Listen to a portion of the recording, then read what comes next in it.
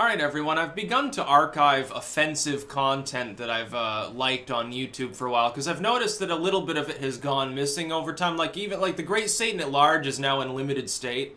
Like you can't share it directly. Oddly enough, limited state, they changed it, I think, so that you can actually search for the content if you have the right search terms anyway, you know, with no ambiguity. But you can't like comment, you can't share or like directly.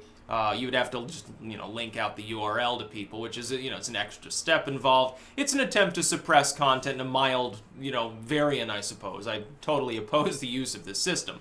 But I was thinking, as I was beginning to archive some of this content, Great Satan at Large, the most offensive sort of Charlie Brown stuff that some of you have watched, gonna be some Tourette's guy, yeah, soundboard pranks, hard drinking Lincoln, celebrity, I can't remember. It was one of those icebox things. They had like celebrity webcam, I think it was called. A lot of this offensive content is going to go bye-bye off the big tech platforms. It's not just going to end with limited state. Unfortunately, limited state will eventually be applied to things that are merely the most mildly offensive content, like PG-13 rated stuff. That's what I think will end up happening is YouTube has unfortunately not realized something. The NGOs and companies that are telling them to cheapen the content and moderate it more in order to get advertising revenue. Once that happens, it's a slippery slope. They'll do that once, wait a while, then they'll do it again over some separate issue. They will keep doing this until YouTube is completely strangulated and becomes nothing but Will Smith and CNN and Jimmy Kimmel. That's essentially what is likely to happen to the platform. It's sad. Unfortunately, it's also true.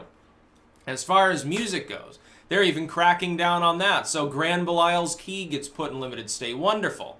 So, 10-year-old black metal that was being listened to by, yesterday's edgy kids, the edgy millennial crowd, or so that's going to be suppressed as well. And because of this massive amount of material that's on YouTube and elsewhere, it's not just YouTube. Literary texts, images, certainly plastered all around the internet, text files and so forth. My suggestion to people is stuff that you like, you should archive it. Save it to a flash drive or something. Don't expect it to always be hosted on your whatever tech platforms you're using. I can see that in the future, decades from now, storages that have been properly in turn stored, physical storage of digital media will be extremely valuable. It'll be a form of hobby, I think, for a couple generations from now.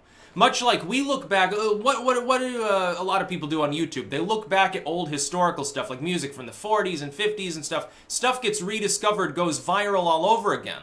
Like you had that one, the Trollolol song there with the Russian dude there, and they censored the lyrics, so he just made it sort of random noises that he was making. He goes viral. What was it? 30 years after he records it and gets censored by the Soviet Union, it gets put on YouTube and all of a sudden millions of people are listening to it. Then he's like, oh, this is great. Or think about Chatelet. Chatelet is like a sub B-grade B-side fucking Italo disco song that nobody knew about. Then all of a sudden it gets associated with some random frog image and all of a sudden the dude goes completely viral. And apparently he's aware of that fact and overjoyed at it too. He should release another album. His music's pretty good. That's the way that things work. Therefore, on whatever mediums exist 30, 40 years from now, stuff that's being made by us today could fall into the same category. I suggest you start backing as much up as possible. And also, remember, some of that obscure music and stuff, maybe nobody's bothered to back it up yet. You've ended up, over time, there are songs that existed in the past that probably don't exist anymore on any physical medium because there weren't enough people that had copies, no one stored it properly. One got burned, there were 100 of these albums pressed and 10 of them sold. The company destroyed the rest because, fuck it, and then 9 of them were destroyed in fire, and then the dude had the original copy, just fucking threw it out the window in a drunken rage, and it shattered. Well, there you go, that album doesn't exist anymore. When you only have a few of something, if something's more underground and obscure, it can be lost very easily.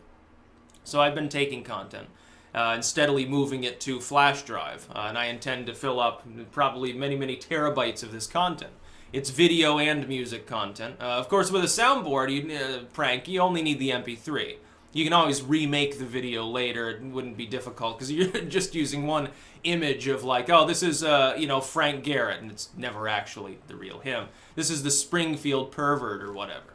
So I've decided to save this content from being lost entirely. Because I'm not going to rely upon anybody else to actually do the archiving of stuff that I'm interested in, because a lot of it's more underground. It's more of the edgy, subversive content than what some people are into.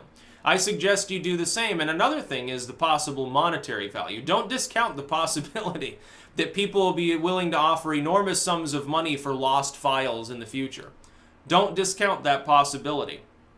But, storing a flash drive, not the hardest thing in the world.